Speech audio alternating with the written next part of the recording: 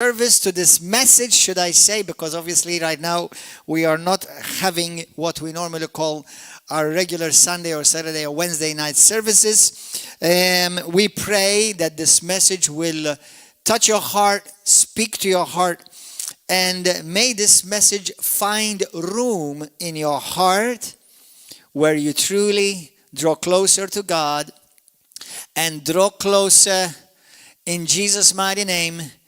Hallelujah. To the one who really loves you, to the one who really cares for you, to the one who is worthy of your true love and affection in Jesus' glorious name. Hallelujah. Let us pray. Let's pray. Let's pray. Father God, we thank you for this morning. We magnify your name, Lord. We thank you, Holy Spirit, that you are preparing a bride that is spotless, without wrinkle, and pure. Lord, you desire a pure bride because you are a pure bridegroom. And Lord, I thank you that you send your Holy Spirit to prepare the hearts of your people all over the world. And everyone watching and listening to this message. Let this message find room in the inside of every one of your people. That it may change us, transform us into the image of our Lord and Savior, Jesus Christ. We trust your Holy Ghost to bring revelation and understanding. In Jesus' name, amen. This morning, yesterday as I was preparing this message, I felt in my heart that the Lord wanted to speak something different than I've been sharing with you in the past month. And I do encourage you, brothers and sisters all over the world, while I am also taking the opportunity to greet every one of you in Pakistan, in India, my brothers and sisters from Pakistan and India, even those who live in Malta, those of you from Africa, Nigeria, Kenya, Uganda, South Africa, those of you from Australia, from Canada, from America, from Italy, from England, those who follow us regularly on this channel. I want to encourage you that you listen to the messages that I've shared with you in the past month about the prophet, the prophetic church, and also how that you may be protected and discern even the right and the wrong from the wrong and the false from the genuine in a biblical way, in a heart, the right type of attitude that the Lord desires. Hallelujah. And I would like for us this morning, let this word locate you. Let this word locate your heart. Let this word speak to your heart. And as you hear this word, don't think about me. I want to remind you how in the book of Revelations, the Bible speaks about how John, the Revelator, saw the bride coming down from heaven. And how he describes the bride. And one of the characteristics of the bride that maybe I think the church at large have not spoken too much about. We've spoken about the bride being powerful. We've spoken about the bride having great authority, which we do by the grace of God, and we thank God for all of that. But one of the things that I think, in my opinion, one of the least things I've heard spoken about is the bride being pure. And there is pure and there is pure. And we're going to talk about it this morning too. We know that positionally, every Christian is made pure because of the blood of Christ. But does that mean automatically that we all have a pure heart? We will talk about that. In the book of Matthew chapter 5, why don't you turn there in the book of Matthew, the Gospel of Matthew. Hallelujah. Jesus speaks the very famous talk we'll be calling the Beatitudes. This is very interesting because in English it's called be-attitude, not do-attitude. Not do attitude, be attitude.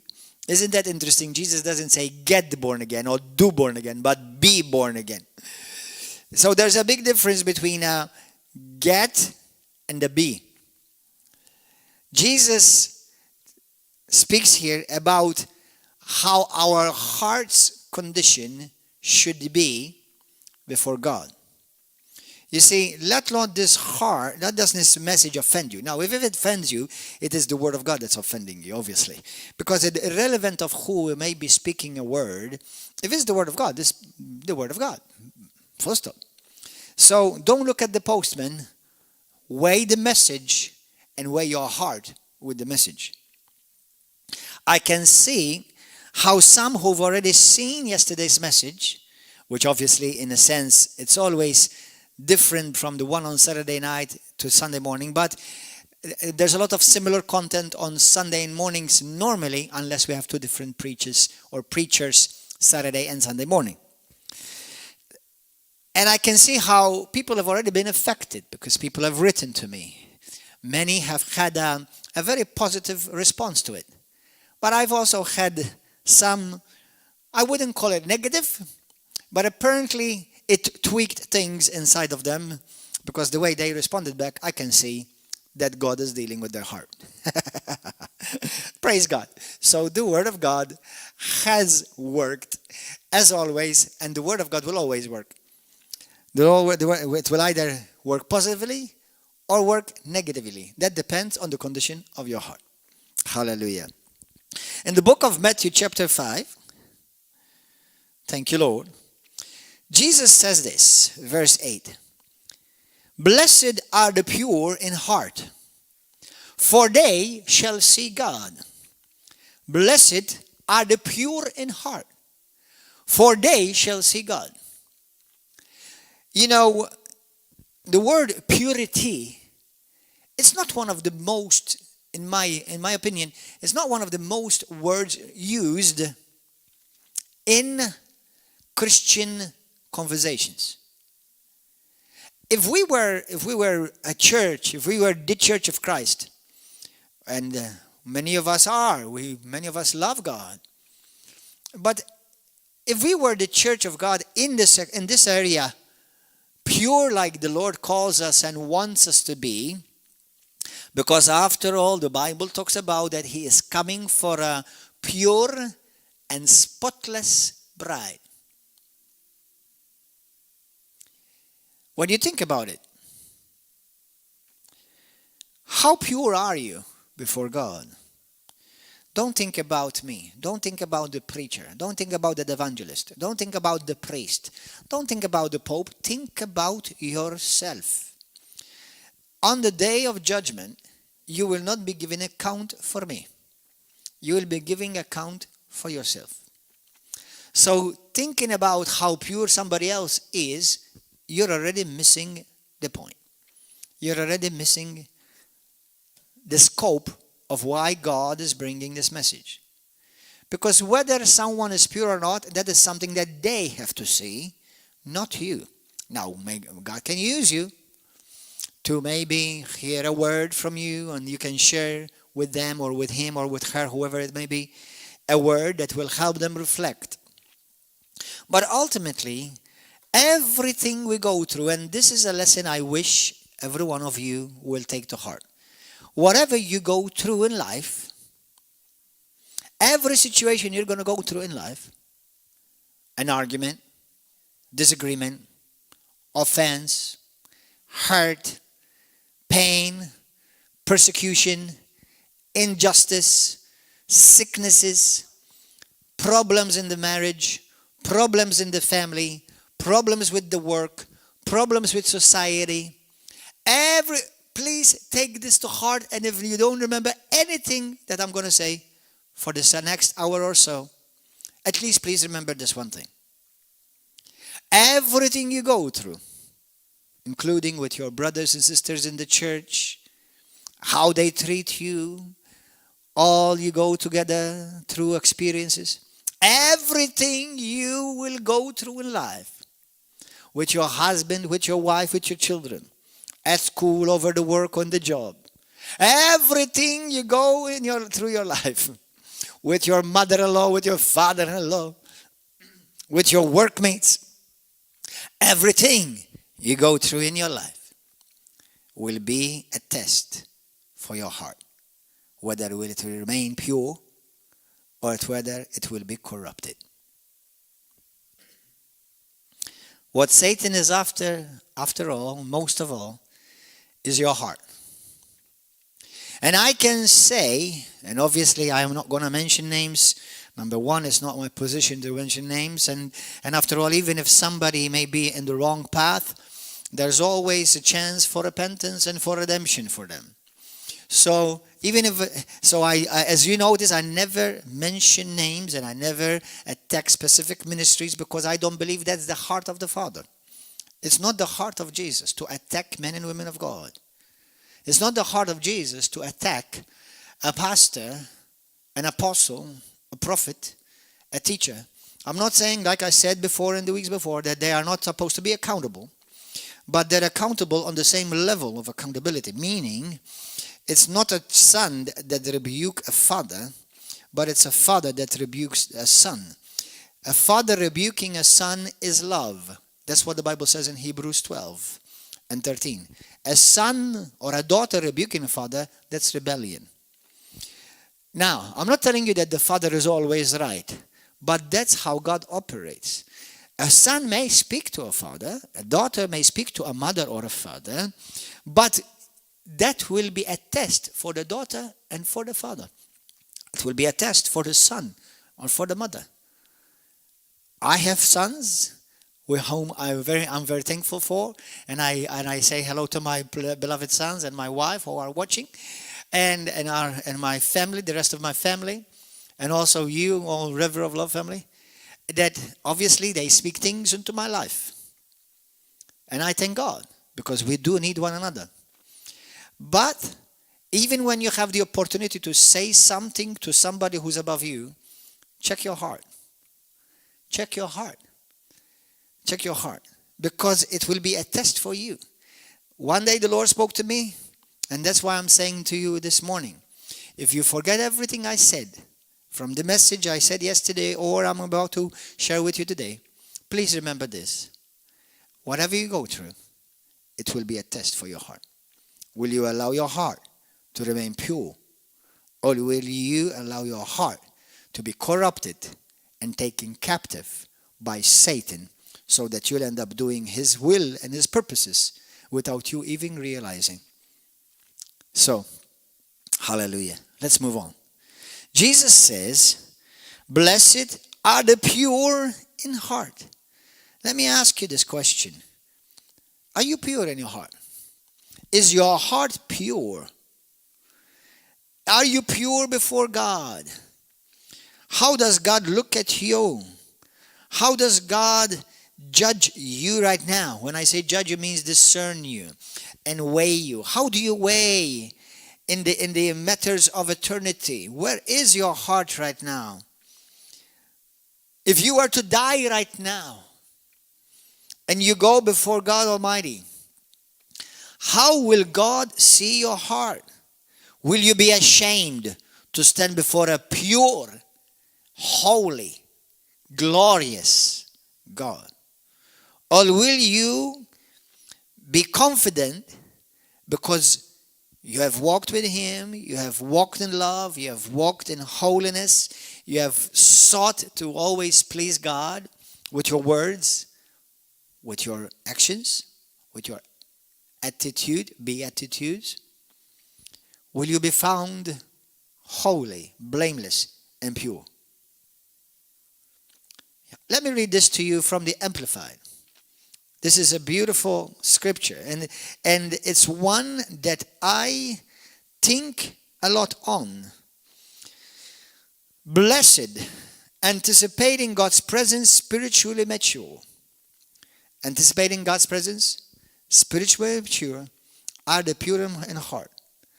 Those with integrity, moral courage, and godly character, for they will see God. You know, isn't it interesting? Even in the Amplified, it says how the ones pure in heart will attract the presence of God. Think about the people that you have around you in your Christian circles.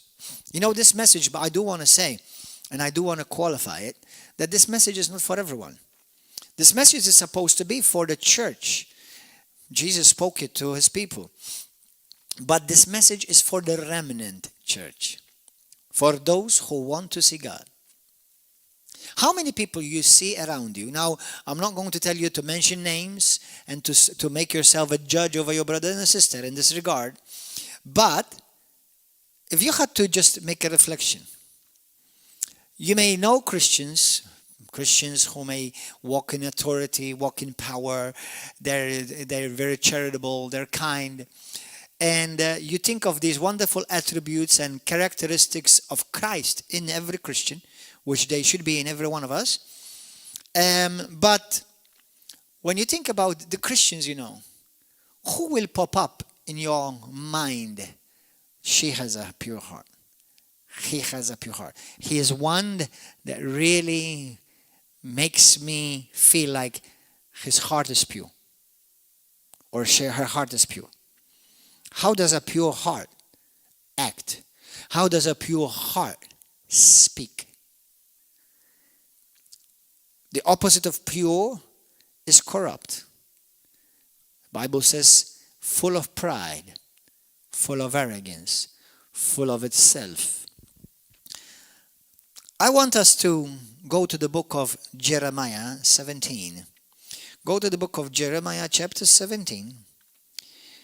Chapter 17. It is a very, very beautiful passage of scripture, and I do encourage you, brothers and sisters all over the world, to take time and read this word. Read this passage. Look what God says about the heart of man. You know, many people think that they can be saved by doing good things. And doing good things are good. But good things do not save you. Because the good things does not change the heart. Only God can change the heart. In fact, the Bible says in the Proverbs 21, it says, only God can direct the heart and change the heart. That's why the book of Psalms, the psalmist David says, change my heart, O God. Change my heart, O God. That's why in the book of Jeremiah, the Bible speaks about prophetically how come there will be a time in which we are now living, where God will give man no longer a heart of stone, but a heart of flesh.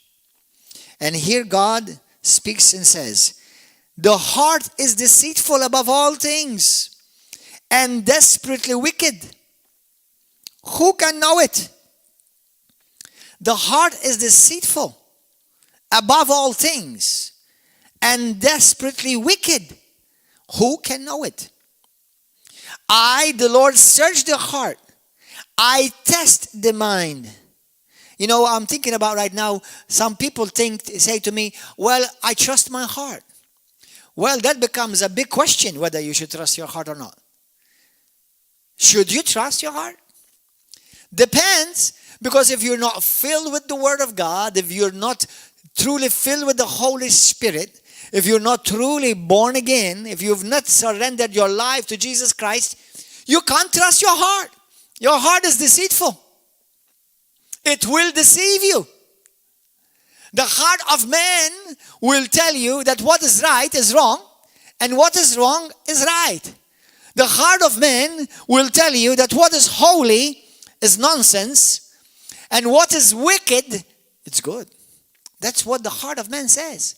Look at the people around you. Look at our nation, brothers and sisters from Malta. Why is it that we live in a nation that many call good what is evil and perverse and corrupt? Because the heart of man is deceitful. It's corrupt. That's why when somebody says to you, well, I trust my heart. Be careful. Because you're trusting an element of you, not just the organ, but an element of you, your spirit, that will lead you astray, that will deceive you. Jesus says he knew what was in man. He knew that man could not be trusted. He knew that there was nothing good in us. That's why he had to come and give us a brand new heart. No longer now a heart of flesh. No longer just a heart of stone, but now a heart with the same beating with the same rhythm of the Father. Because now our hearts, we see when you're born again, listen to this, when you're born again, you receive a heart transplant. When you are born again, you receive a heart transplant. You receive a new heart. You speak like Jesus. You think like Jesus. You act like Jesus. Yes, and we are not perfect because we're still dealing with our emotions, the area of our soul, and we're growing up and we're maturing, and then still we learn how to make this body obey us and follow now the heart of God, which is now in our heart, because now we receive the heart of the Father. But when we are born again, when somebody is genuinely born again, he has received a major heart transplant. God has given you a brand new heart. But unless you're born again, you definitely cannot trust your heart. But what about those Christians who say, I am born again, and they still don't have a pure heart? How many I've known that have started walking with God, and today they have suffered terrible shipwreck in their faith. They no longer walk with God. And don't tell me, I love Jesus from my home. And then you turn around and tell me, I don't want a fellowship. Don't talk to me about church. Don't talk to me about him. Don't talk to me about her. Don't talk to me about the church and fellowship. Don't talk to me about this nonsense. Listen, your heart has been corrupted. You no longer have a pure heart. Because you cannot love God and hate your brothers and sisters. And you may not say the word hate. Well, I'm not saying that I hate, but your actions, your Facebook posts, the way the language that you use, the videos that you put, you hate. Because you're murdering. You're murdering people that are God's love and passion, especially if they are those who have been redeemed by the blood of Jesus.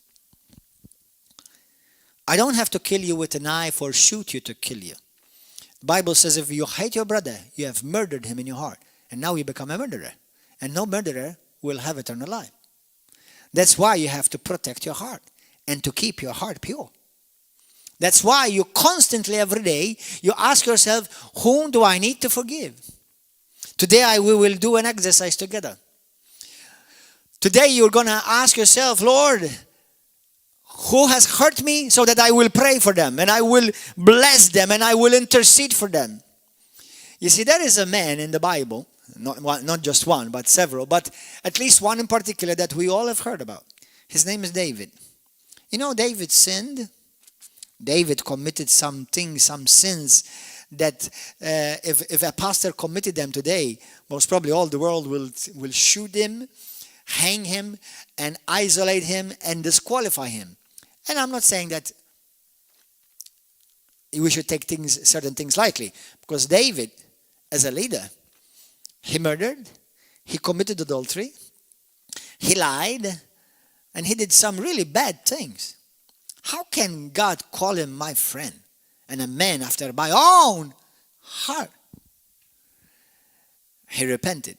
That's why you see, Christians who attack other brothers and sisters, men and women of God, and with such great lack of integrity, they attack them, they insult them, they share and they contribute to smear campaigns to destroy their image and their name. And not only they're hurting them, but they're hurting the body of Christ.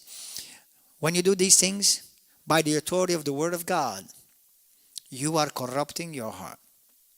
You are touching things which are unholy. You are contributing to bringing pain to the body of Christ. I've said it many times. If there is something that you don't agree with, you have every right. But you have no right to attack men and women of God on pulpit or down from the pulpit. on the screens or behind the screens. Because there's no one that is beyond the redemption. If David was a leader in a church today, many pastors will crucify him, thinking that they are so holy and pure. When what they will be doing is that they will be proving that they have like the heart of Saul instead of keeping their heart pure. David is known, you know how the story of David, you can read it in 1 Samuel and 2 Samuel, 1 Kings. You know David, how there was a time where Saul was so jealous for him. And he did nothing wrong. Actually, he served his king, he served his leader. Today, we can say he served his pastor or those above him in the job, in the work, in the company. He served him with a pure heart. He chose to never come against his pastor, his leader, those above him, and let God do his work. Saul was given even chance to repent. He rejected it. But David cried for him. He interceded for him. David later on messed up, even worse than Saul. Isn't that interesting? You know, it's very, very, very interesting. How David messed up even worse than his leader. Yet his heart remained pure. How is that possible? Because God will not judge you based upon what your leader, your pastor, your brother, your sister, those above you are doing. God will judge you how you're handling it. God will judge you how are you handling when people hurt you, insult you, let you down. Are you getting on your knees, praying for them and crying out for them truly with a pure heart? Or you're taking the opportunity to go on a smearing campaign to destroy their name and their ministry and to attack them and insult them and then expect God to bless you. People who do these things will become infested with demons. Don't believe me? Try it. And people who do these things will definitely not see God, because you can't do these things remaining with a heart pure. Hallelujah. Praise God. In the book of Proverbs, let's go to the book of Proverbs. You see, some people think or say, just because they are blessed. You see, we are blessed. In Christ, positionally, we are blessed. Actually, to be honest, from a positionally point of view, positionally meaning what we have legally inherited. What we are positionally in Christ, we're actually pure. Jesus died for us to purify us, to make our heart pure. And we have been purified by the blood of Jesus, it says, the Bible says. So in that sense, legally and positionally speaking, we have been given a pure heart. God did not give us a second-hand heart. He gave us a brand new heart. He gave us his own heart. But how much have you kept that heart in you pure? And there are ways you can keep that heart of God in you pure. And we're going to mention a few today. In the book of Proverbs, chapter 22, go to verse 11. He who loves purity of heart and has grace on his lips, the king will be his friend. Wow. Do you want the King of Kings to be your friend? Hallelujah. Do you want the King Jesus to be your friend? He may be your Savior, but is he your friend yet? Is he your friend? And how can you make Jesus the King your friend? By protecting your heart, by keeping your heart pure. And the Bible says in the book of Matthew, chapter 12 and chapter 13, Jesus speaks about you can know what's in a person's heart by hearing how he speaks or what he speaks. For out of the abundance of a heart, the mouth speaks, says the Lord. So you can see, even Christians on Facebook, these things really saddens my spirit when I see Christians attacking other Christians. Have you ever found out in your life that you're not going to agree on everything with everybody? Have you ever discovered that? You may not even agree on everything with your own wife that you married, with your own husband that you married, with your own son that you gave life to, with your own daughter that you gave birth to. But you still love them? You never delete them? You never throw them away and trash them? I remember in the book of Luke 15, Jesus speaks of a beautiful, glorious parable of the father's heart, the prodigal son. And we see how there were two sons in the house. When the younger son grabbed his inheritance and ran away and plundered and wasted his inheritance with prostitutes, sinning, partying. And one day he came to his senses, became hungry, and he said, I will go back to my father's house and tell him to forgive me, and I'm not worthy to be your son anymore, but just take me as one of your servants. We see the attitude of his brother. How many big brothers do we have in the body of Christ? Sometimes we think that the real prodigal is the one who left the house. I have discovered in 21 years of Christianity and about 20 years of ministry that many prodigals are not those who left sometimes. I'm not saying always. Sometimes are those who have been left behind. They come to church, but they have grown a critical heart. A heart they want to play the boss and the big brother and attacking this brother, this sister, this minister, this pastor, this evangelist, this prophet. And they think they have now taken the seat of God as judge, and they're so holy and so pure. May God have mercy on your soul. That's why I shun away from ever attacking a ministry. I address Bible, I address doctrine,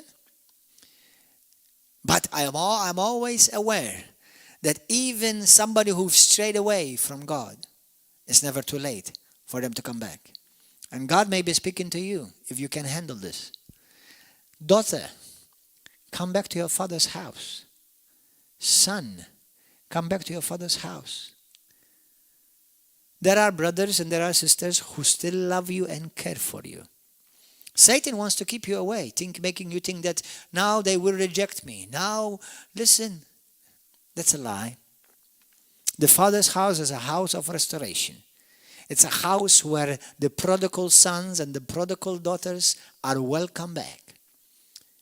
And in this house, we've seen many, many sons and daughters who have walked away and came back to the Father. This past night, the Lord spoke to me.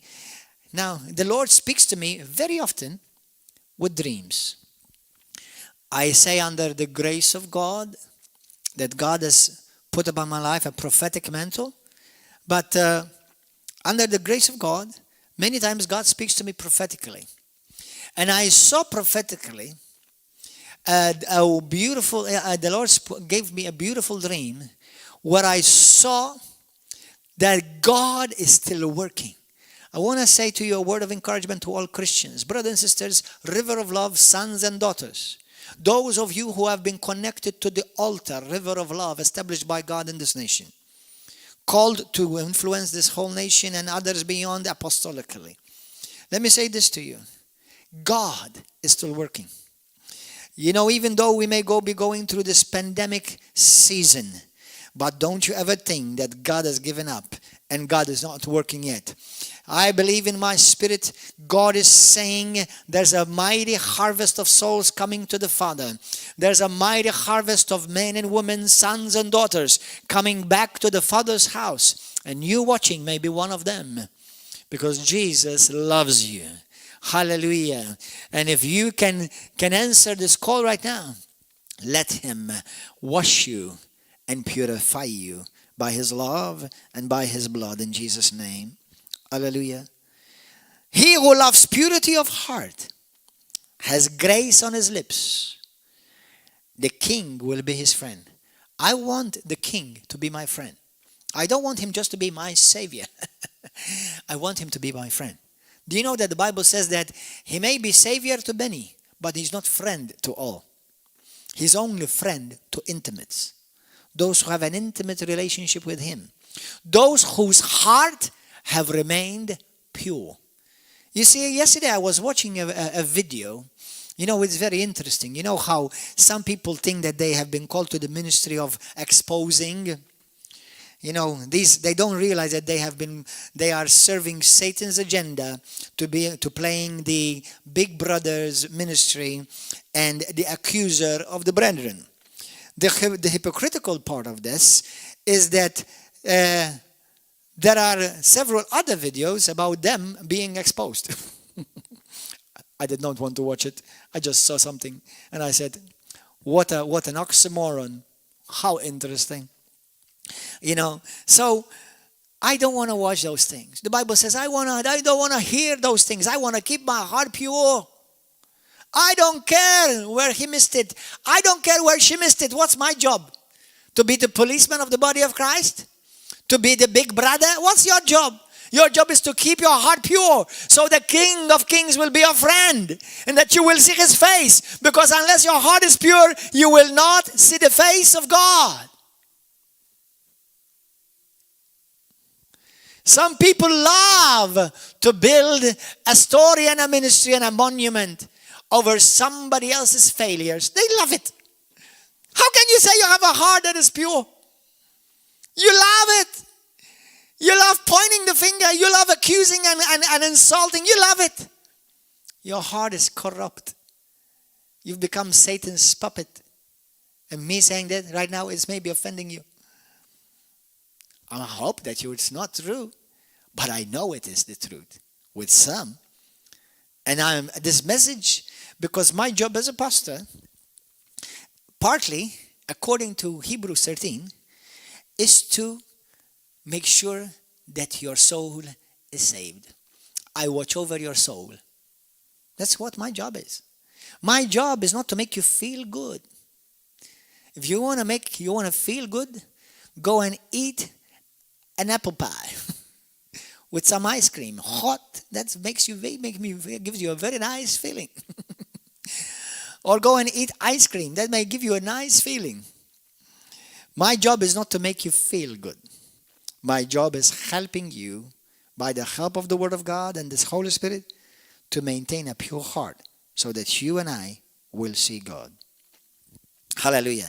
Are all Christians going to see God? Well, this is a very interesting question because, number one, the Bible, Jesus, as we saw, he says not everybody will see God, only those who have a pure heart. Second, there are people who have died and have had experiences of seeing heaven or even being taken into heaven. These are even scientifically spoken about. They call them the NDEs, near-death experiences. People have seen heaven. Some have seen hell. Some have seen both. And some have come back and testified how there's a throne in the middle of heaven. And the Bible talks about there's a throne on which the lamb and the lion sat. And on the throne there was a lamb as was slain from the foundations of the world. You know, in the middle of heaven, there's a throne. But not everyone is close to the throne. Not everyone is close. Those who are saved, they're in heaven. But not everyone is close to the throne where they can see God. How close to the throne do you want to be? Unless you keep your heart pure, you may never see God. Now that would be a sad thing, to live all eternity without ever seeing your Father. Knowing that you're saved, thank God at least you're not in hell. But you know that you'll never see the face of your Creator, the one who loved you and died for you. Keep a pure heart. Protect your heart. Everything you go through in your life, your heart will be tested. May God give you the grace, you and me, to pass the test. In the book of 1 Timothy, go there, 1 Timothy. 1 Timothy chapter 1. I trust the Holy Spirit is speaking to you.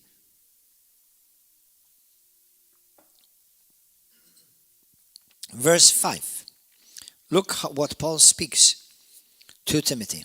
Now the purpose of the commandment is love from a pure heart, from a good conscience and from sincere faith, from which some having strayed. You see, some, they started out good. Some even had a pure heart. They used to cry for the lost. Some used to cry for a brother and a sister who strayed. Some used to feel very grieved if somebody, when they heard insults and accusations. Now they are themselves insulting and casting accusations against men and women of God, and going the way of Korah, like the Bible says in Jude chapter 1. Because now they are hurling insults at dignitaries and people and authorities. And they don't know that they're in the wide way of damnation. But there is still time for repentance if your heart is pure. It says how some have strayed away, have turned aside to idle talk. How have even Facebook. You see, what Facebook has done is exposed the hearts of many. Because or YouTube, the same. What's in the heart now, some people want to express it on Facebook or YouTube or any other social media of the like. And they prove how corrupt and impure is their heart. Desiring to be the teachers of the law, understanding neither what they say, nor the things which they affirm. Listen to this. Let's read it the opposite. Some who desire to become teachers or desired to be teachers of the law, while they understand not what they say, not what they affirm, they have strayed away, their heart have strayed away, have turned aside to idle talk, and have walked away from their sincere faith, from a good conscience, and from a pure heart. Pure heart. In the book of 2 Timothy, chapter 2. Beautiful chapter. Go and read it. Quick, not right now, but go and read it by yourself at home. Chapter 2, verse 22. Here it says, flee also youthful lusts, but pursue righteousness, faith, love, peace with those who call on the Lord out of a pure heart. Brothers and sisters, not everyone who may come to church, not everyone whom you may be congregating with and fellowshipping with. Now, obviously, you're not to be there to be the judge of all, but not everyone whom you may call your brother or your sister actually have a pure heart. Just make sure that you do. Okay? Just make sure that you do. Because this word is not for your neighbor. This word is not for your mama. This word is not for your pastor. This word is for you.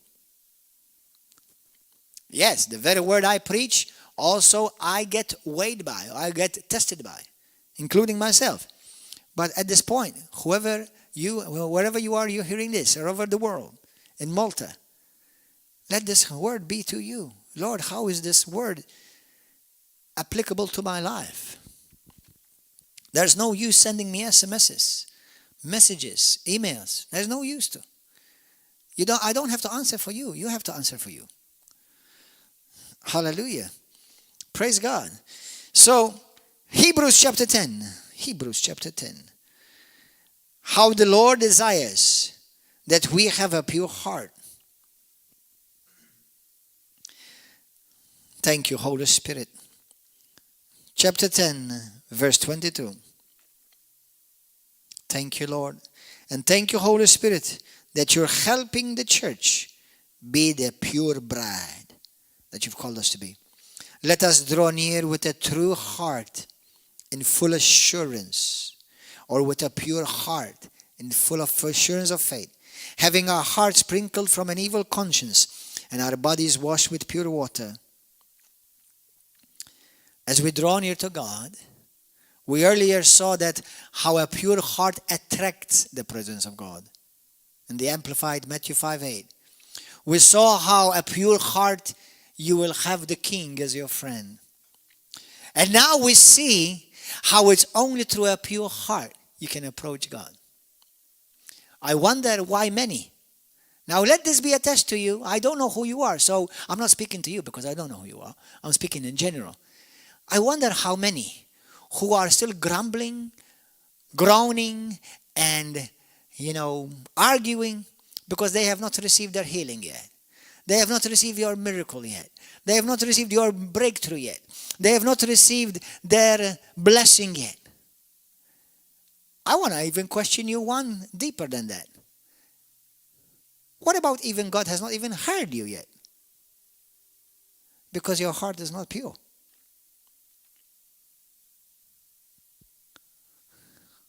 Now, I'm not telling you that if you're believing God for a miracle, you haven't seen it manifest, is because your heart is not pure. But it could be one of the reasons. Now, it's not the reason, then move on. Continue to believe God, stand upon the word of God, and continue to maintain your heart pure. And you will see your miracle, you will see your healing, and you will see your breakthrough in Jesus' name. Hallelujah. Praise God. How do you keep your heart pure? Number one, make sure that you are genuinely born again. Make sure that you have made Jesus your Lord and your Savior in your life. 2, the Bible says in 1 Peter chapter 2, verse 1 and 2, long for the pure milk of the Word of God, by which you continue to grow in your salvation. Make sure that you feed yourself the Word of God every day. I have noticed recently, the Holy Spirit brought it to my attention, how many Christians, even in this time, have abandoned the reading of the Scriptures, have abandoned spending time in the Word. How can you keep your ways pure before the Lord? The psalmist says this in Psalm 119. He says, how can I keep my ways pure before you, Lord? How? By keeping your word in my heart. Hallelujah. Thank you, Lord. So, make sure that you daily feed the word of God and act upon the word of God. 3, make sure that you seek time in the presence of God. Seek spending time worshiping Him. Get on your knees. I'm not telling you to get on your knees just for getting on your knees. But get on your knees. Talk to the Father. Speak to Jesus. Worship Him. Thank Him. Have a grateful heart. One of the ways to maintain a pure heart is to have a grateful heart. 4, in every situation, what would heaven say in this situation? How does Jesus look at the situation? In my situation that I'm going through right now, in my family, in my marriage, in my school, in my work, in my job, in my church, with the pastor, with the leaders, with my brothers, with my sisters, what would Jesus do right now? What would Jesus do right now? How would Jesus want me to handle it? Would Jesus want me to grab a video and start insulting, accusing, build a smear campaign against my pastor, my leaders? Haven't you read in the Bible, in the book of Proverbs, it says, he who returns evil for the good that they have received, evil will never depart from your house. That means if you've received good, you've even been blessed, you've even been healed, you've even been saved, you've received blessings, you've even been delivered from demons many times. And then you come against your pastor, your leaders, your brothers and sisters who have helped you and ministered to you and loved you. Be careful. Because what you're doing is you're inviting your house to become a nest of demons. Now, certainly, some will not listen, and they will continue on with their diabolical agenda. So you will reap what you sow.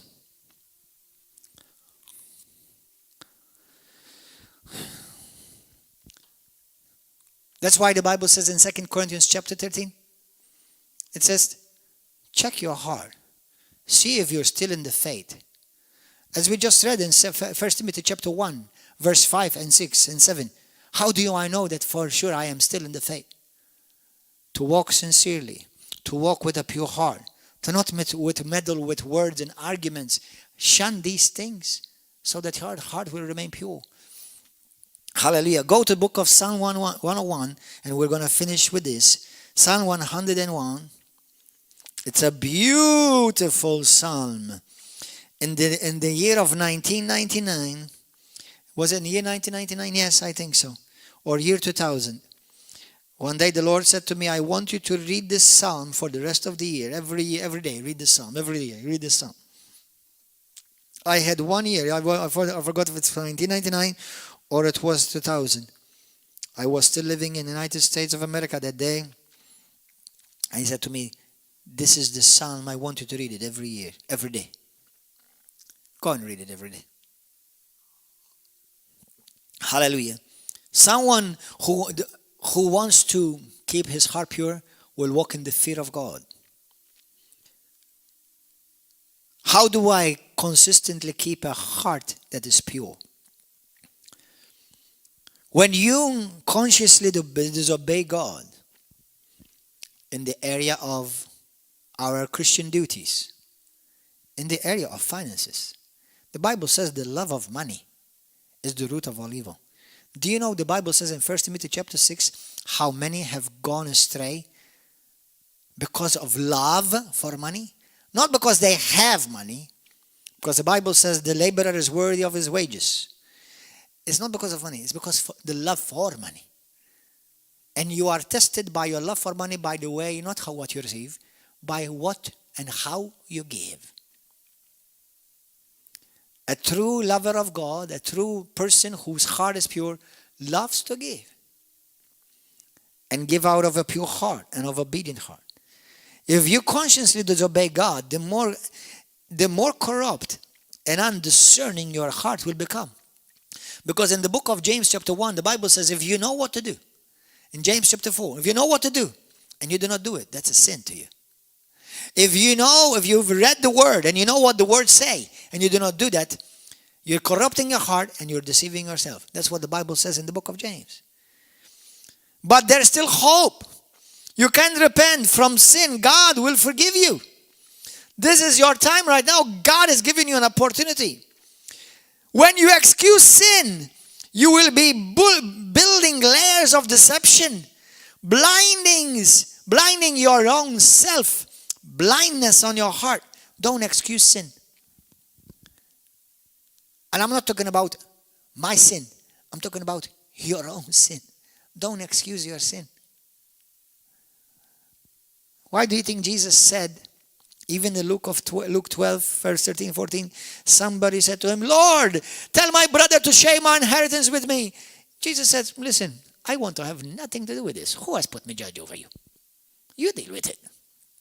He didn't want to interfere and meddle with the affairs of somebody else. Jesus says, the Bible book says, in the book of Proverbs says, Jesus says, do not meddle with the affairs of somebody else. Mind your own heart. Check your heart. Check your heart. Keep your heart pure. Well, some Christians say, well, even others are doing this. Whether it's smoking, whether it's drugs, whether it's sexuality or any type of sexuality. The only one that God will bless and it's permissible is sex within marriage between a man and woman. All others will corrupt your heart and will make you impure before God. Do you enjoy it when you see your enemy hurting? Do you enjoy it when you see somebody who got hurt? Maybe somebody attacked you and hurt you some time ago, and now you see that they're hurting and they fell and they missed it. Finally, God got him. You are revealing a corrupt heart. Your heart is not pure. A true man and a woman of God should cry out for people like that and intercede for them. Have nothing to do with the fall of someone. If somebody's going to fall, and some will fall, because that's what they invested in. They invested in falling. But if somebody fall, let them fall by themselves. May you have nothing to do with their fall. Psalm 101, and finish with this. Go and meditate on this psalm, brothers and sisters all over the world. I will sing of the mercy and justice to you, O Lord. I will sing praises. I will behave wisely in a perfect way, in a pure way. Oh, when you will come to me. When will you come to me, Lord? Now, obviously, we as Christians, God lives on the inside of us. But do I live satisfied just with that? Or do I want his tangible, manifested presence in my life? Or when will you come to me? I will walk within my house with a pure heart. Pure heart, perfect heart. I will set nothing wicked before my eyes. I will set nothing wicked before my eyes. Brothers and sisters, pornography will corrupt your heart, will no longer let your heart remain pure. Movies of killing and murdering and bloodshed and spilling of blood, that will corrupt your heart. Those things should grieve you if you are a true Christian. Hate and fights, movies, documentaries, and there are series of movies who have bad language constantly, and you allow it and you tolerate it. The Bible says, in my house I will not tolerate these things. I know, unfortunately, there are certain good movies that they have some of these scenes here and now and then. And sometimes, unfortunately, you can't escape them because you end up actually watching nothing. But let me tell you something. If it's necessary, don't watch it. That's it. If something is going to corrupt your heart, don't watch it. Keep your heart pure if you want to see God. I will set nothing wicked before my eyes. I hate the work. You see, that's why I don't want to see. I don't care what he did. I don't care what you did. I don't want to see it. Because what I'm going to put before my eyes is going to enter my heart. I hate the work of those who fall away. It shall not cling to me. A perverse heart shall depart from me. I will know no wickedness. Whoever secretly slanders his neighbor, speak ill against. Some have made a ministry out of this, and they think they are going to see God. Him I will destroy. The one who has a haughty look and a proud heart, him I will not endure. My eyes shall be on the faithful of the land, that they may dwell with me.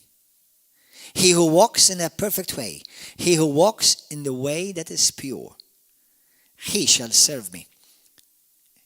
As a pastor, those who I serve with, those whom I serve especially around with, those who help in the ministry, I encourage you, brothers and sisters, maintain a pure heart. You will be tested. Media, children, youths, pastors, leaders, deacons, elders, keep a pure heart. There are pastors, and in this land and in all over the world, they love to tell you about all the dirt of other pastors and ministers. They love it. I will never mention names, but once in particular, I've met him twice or three times. Every time I meet with him, he starts telling me the story, the dirt of this pastor, the dirt of that pastor, the dirt of that pastor. I was so grieved. I don't want to meet him anymore.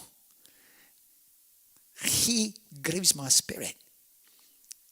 My father is not like that. Maybe your father is like that, but my father is not like that. He who works deceit shall not dwell within my house. He who tells lies shall not continue in my presence. Early I will destroy all the wicked of the land, that I might cut off all the evildoers from the city of the Lord. Having a pure heart starts from home, starts from this home, you. and then you pray for others. Don't rejoice when an enemy falls. The Bible says, do not rejoice when your enemy falls. For I will be displeased, says the Lord, and I will remove it from him. I will save him. That's in the book of Proverbs. Be careful.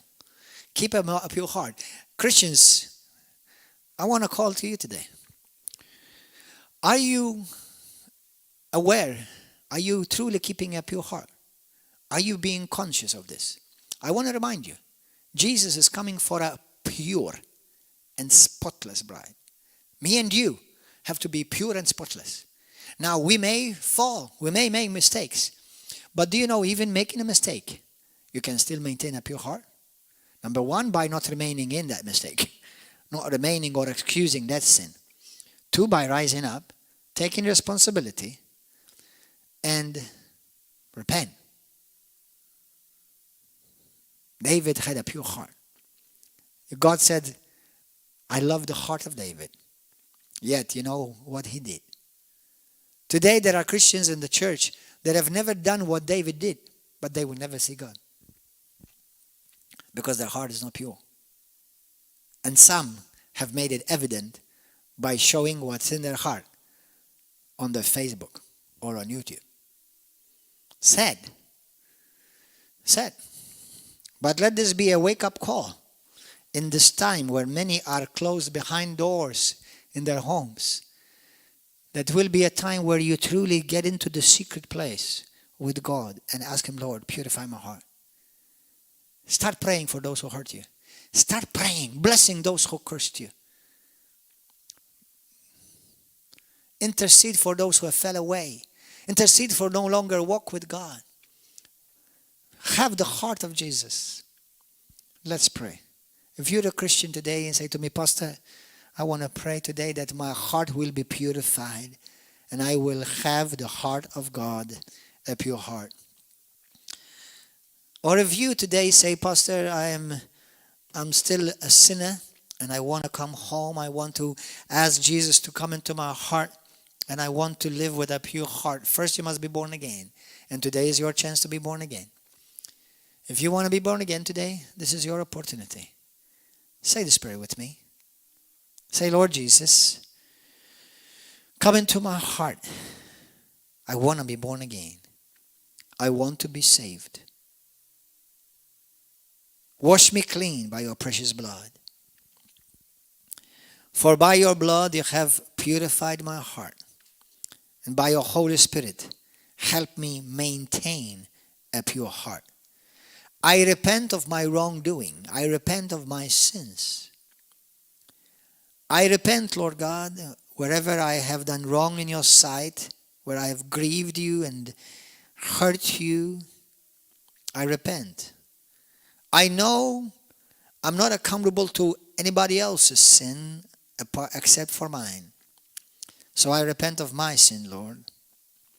And I ask you to cleanse me and wash me clean by the blood of Jesus and by the Spirit of God. I want you to be my Lord from now on and be my Savior. And Lord, I ask you to use me for your glory in Jesus' name. If you're a Christian, say this prayer with me. Say, Lord, I'm already a child of God. You already are my Savior and my King and my Lord. But your word says that if my heart is pure, the King becomes my friend. Lord, I don't want you just to be my Savior. I want you to be my friend. I want to be one of your intimate ones. Help me maintain a pure heart. I will watch over my heart, like the Bible says in Proverbs 4, with all diligence. Because I know that from my heart flows the issues of life. Lord, I forgive those who hurt me, those who have insulted me and have come against me. I forgive them and I hold nothing against them. And I pray for them. I ask you, Lord God, to save them. Break the influence of the devil over their lives. Lord, help them to come to their senses. For the devil has blinded them so that they will do his will without realizing. and they will no longer do Satan's will. But now, Lord, their eyes will be opened so that they will surrender their hearts to your will. I ask you to save them, redeem them, and forgive them, and release them from every form of deception, every pain and offense in Jesus' name, and grant them and myself that we will have a pure heart, because I want to see you, Father. I want to see you. Holy Spirit, burn in me by your holy fire in Jesus' mighty name. If you said that prayer today, let this be a new beginning to you. Whether you're a Christian now for the first time in your life, continue to read the Word of God. Talk to God in prayer. Thank Him. Praise Him. Continue to watch these programs, watch these messages on our YouTube channel so that you may continue to grow. And if you're living in Malta, come and join us Wednesday, Saturdays at 7 p.m. and Sunday morning at 10 a.m. And the other thing is, if you're living in any nation and you don't know where you can go to church and you want to start attending and being part of a local family somewhere, please send us a message. We'll help you find a church. We have a network of churches all over the world, churches like this, all over the world. May God richly bless you. And now, if you have been truly blessed by this message, and if you are part of this family, and if you truly want to prove to God, now this is up to you. The kingdom of God will continue to advance without me or without you. The kingdom of God will continue to advance. But you see, this is one area where our hearts are tested, and that's the area of finances. In this time that we're going through right now, with this COVID thing, you see, church bills still come every month. Ministry bills, missions, TV, orphanages, bills still come. Electricity bills still come. Okay? But even if it didn't, it is our duty as covenant children of God. And this God only asks it from His covenant people. To bring our first fruits, our tithe, our love offerings, and to put Him first in this area. And in this area, you will be tested too. And if you obey God, you are proving that in this area, you're maintaining a pure heart. By putting and leaving God remain first, including in the area of your finances. If you want to send your tithe by envelope, by a check, you may send it to Nations for Christ, P.O. Box 67 Gżira, GZR 1000 Malta. If you want more information, you can also send your tithe or your offering via bank transfer. You have the information of our bank account of Nations for Christ in River of Love. If you're in America, you may send your love offering or your tithe to our ministry base in America, where you may also get a tax refund, a tax deductible form. And also, if you're in Malta, you may send it through Revolut, or you may also call the church and you can drop your love offering tithe at the church. May God richly bless you.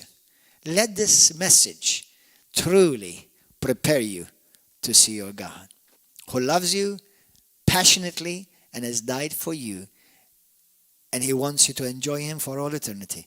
God bless you. We'll see you again here next Sunday at 10:30 in the morning, and thank you for following with us. God richly bless you.